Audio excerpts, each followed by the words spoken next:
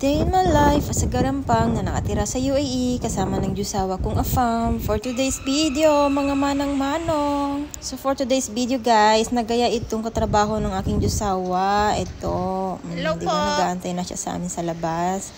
So ayan, yung tingin niya sa akin kakaiba. Na-curious siya sa kulot ko guys. Tinatanong niya kung paano daw kinulot. You know how I curled my hair last night? How you curl? You asked him. You tell him how you curl your hair. Wait, let me think. It's got to be something gross or...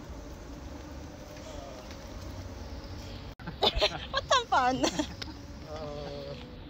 I don't know. What'd you use? You wanna know? I use panty. I put it here on the top. Oh, you mean like a duvet? Yeah, the stretchy one. And then I curl it like this. And then tied her hair throughout it, like wrapped the hair throughout it and slept on it. Like to make it messy? Yeah, and then slept on it. And...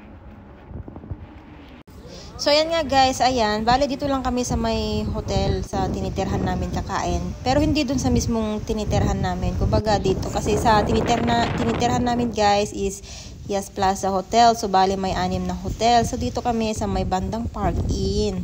Ayan, dito sa may Amerigos. It's a Mexican restaurant, guys. So, ayan, medyo malamig, guys. So, ayan, dito kami sa loob. Ayan, diba? Ang ganda pa ng view. Kaso nga lang, ginawin kasi ako, guys. So, ayan nga, guys, nagkulat kami pagpasok namin. At sarado pala, guys. Alas 6 pa daw sila magsasara. Ang oras pa lang ni alas 3. Let's make our own drink here. So, ayan, sabi nga namin, kami na lang magtimpla ng mga inumin namin. Kaloka guys, na napaaga kasi kami, hindi kami nag-check ng website nila kung bukas na ba sila or hindi pa. So ayan, nilipat nga kami guys. So pupunta kami dito sa may kabilang hotel, which is dito sa may Belgian Cafe, dito sa may bandang Radisson, kung saan unang tinirahan namin ng aking Jusawa. Ayan. So, dito nga pala sa Mayas Plaza, guys. Lahat ng hotel dito natirahan na namin ng Jusawa kasi nga palipat-lipat lang kami. Ganun yung buhay namin dito. O, diba? So, ayan guys. Sarado nga doon. So, dito. Napaka-gentleman ng Jusawa ko. Ganyan siya lagi, guys. Pinagbubuksan niya ako lagi ng door. O, diba? Saan ka pa? So, ayan nga, guys. Dito na kami sa may Belgian Cafe. Ayan. So, dahil nga gusto nga nila sa labas daw kami umupo. Buti na lang, dala-dala lagi ng aking Jusawa yung aking jacket. Para in case na lalambigin talaga ako ng bongga, meron akong ano. So, ayan. Dito kami sa may labas. Diba? Ang ganda ng ambience dito, guys. Nakaka-relax. So, sa mga taga Abu Dhabi dyan, kung gusto nyo ng mga relaxing place, dito lang kayo sa may Belgian Cafe, Radisson Blue Hotel.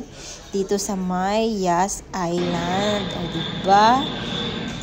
So, dahil nga maaga guys, kasi we had our breakfast like around 11 na kanina. So, ayan, hindi ako nag-order ng pagkain.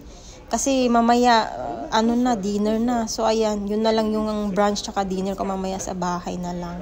So, ayan, bali nag-order pala kami ng drinks. Ayan, yung katrabaho lang ng aking Jusawa ang nag-order ng pagkain. So, ito nga pala yung aming drinks. Nagulat nga kami kasi yung pinaka, nila, sobrang laki. Oh my God. Oh, naku, abutin ka na ilang oras. So, bali, naubos ko yan mga 3 oras bago ko naubos. Ang laki kasi, guys. So, bali, lang in-order ko is, raspberry flavor na beer. Tapos sa kanila, normal na beer. Hindi ko alam kung anong brand yung mga yun. So, anyway, yun lang muna, guys. Ayan, oh. Ako dito lang ako, scroll, tas sila, alam niyo naman yung mga ganyang, mga afamis, mga trabaho lang, mga pinag-uusapan nila. Ako may sarili akong mundo. Ayan, si Jusawa, yan sa mga staff dito. Ayan, kaya lahat ng mga staff dito binabati siya. So, yan lang guys. Bye!